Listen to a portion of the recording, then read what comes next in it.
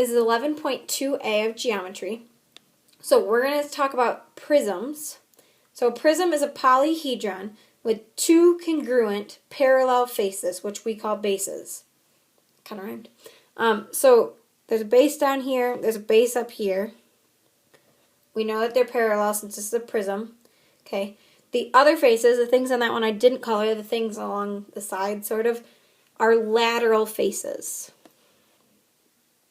Okay, so again, base here, this side, and that front side are all lateral faces.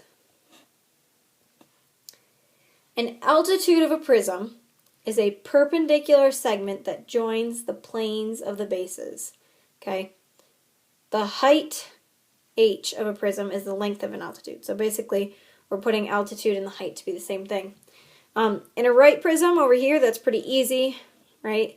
So here's my base, here's my base, here's my height, here's my base, here's my base, here's my height. Any of those lines along there would work. In an oblique prism, so that's not a right prism, okay? So it's like tilted. We're going to have it sticking out, just like we did when we were working with triangles sometimes. Okay, in a right prism, the lateral faces, this one, are always rectangles, okay? In our book, you can assume it's a right prism unless it's stated or pictured otherwise. Okay, so the lateral area then is the sum of the areas of the lateral faces. So, not the bases, right? It'd be the area of everything else on the sides. And then the surface area is the lateral area, and then we add in the area of the two bases. So we can use nets to figure out surface area. Okay, so we're going to do that here. I'm going to draw this net. So here's my base, and that's 6 by 12. And I've got a 5 for this side, that's this front side over here, and a 5 on this other side. Maybe I should make this a little clearer, that this 12 goes with this line and this line. And then we've got a triangle on both ends.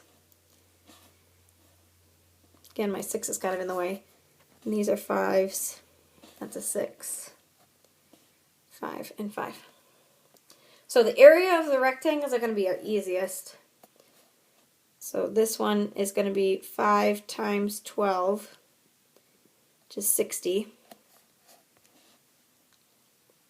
This one is 6 times 12, and that's 72. This one over here is the same as that first one we did, 5 times 12. And that is 60, like we said before. Here's where our trickiest part's going to come in, is finding the area of these triangles, because they don't tell us that they're right triangles. So, it is an isosceles triangle though, right, because these two sides are congruent, so these two angles are congruent. So I'm going to drop this down and make it into a right triangle. So this is 3, and this is 3. Then I'm going to find just the area of this triangle. Okay, so I've got this triangle, this is 5, it's a right angle, this is 3. Using the Pythagorean theorem, I could figure out that other side, or if you know your Pythagorean triples. But 3 squared plus x squared equals 5 squared. So 9 plus x squared equals 25. If I subtract 9 from both sides, x squared is equal to 16. Square root that, and we get that x is equal to 4. So this side here is 4. Now I can use a equals 1/2 base times height, plugging in the 4 and the 3.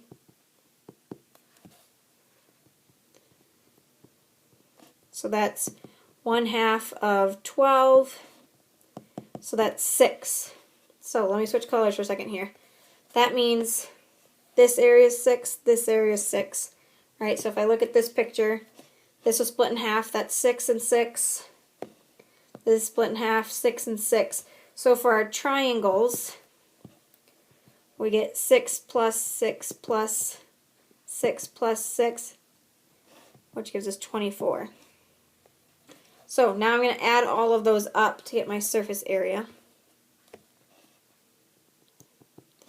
right? I got 60 here, plus 72, plus this 60,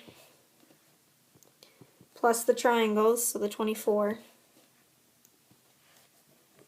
And if I add that together, I get 216. We're working in centimeters, so this is centimeters squared because I'm talking about area. Okay, so if we want actual equations, make it a little bit easier perhaps.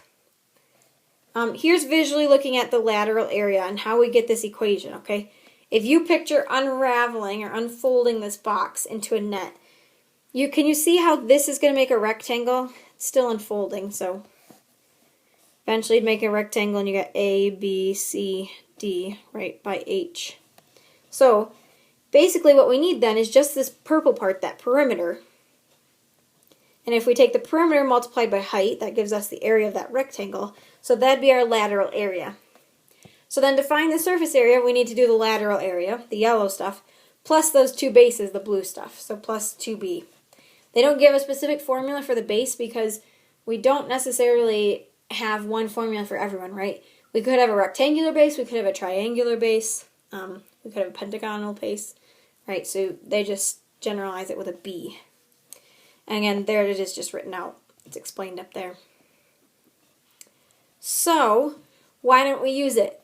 Stick with me because we have a hexagonal base, which is going to be kind of a pain to find the area, but we can do it. So first, the easy part is finding the lateral area of the prism. Okay? Lateral area. LA was just the perimeter times the height. Okay, so my side is 6, and the number of sides is 6. That side length was 6 meters. And there's 6 sides. To find the perimeter, 6 times 6, that gives me 36. So my perimeter is 36. My height is 12. So LA is equal to 36 times 12, which gives me 432 meters squared, because we're talking about area here. So they want to know then what is the area of base. So we're going to take a bit here to find the base. There's my rough sketch of a hexagon. So we're going to look at the triangle. We only know that this is 6. We don't know anything else about it. It is marked to say that it is a regular polygon, so we know that. To find this angle here, 360 divided by 6 gives me 60. Okay? Hey, actually that helps me right away because these are congruent. And in this case, this is an equilateral triangle, so these are all 60. The other way I would have done it was split it down, make it 90, and use some trig. But I know that this is 6 and this is 6, so that helps me a little bit. Now if I drop down the middle of the 90, I know this is, oh, not 6, I gotta split that, don't I? This is 3, and this is 6. To define that other side, because remember our area for our polygons, do you remember the equation? A equals 1/2 AP, our apothem and our perimeter.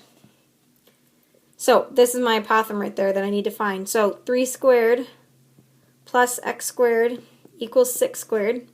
So 9 plus x squared is equal to 36. Subtract the 9.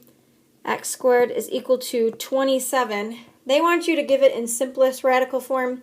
I say let's just give it as a decimal.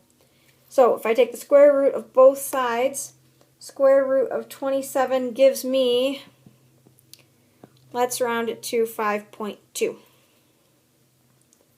So now I can plug it into my equation.